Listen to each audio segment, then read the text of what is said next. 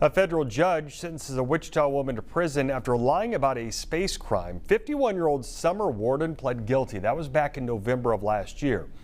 In 2019, Warden said her estranged spouse had illegally accessed her bank account while on the International Space Station. Warden continued lying to news outlets even after an internal investigation proved otherwise. Warden will serve 3 months in federal prison, followed by 2 years of supervised release. The court also ordered Warden to pay more than $200,000 in restitution.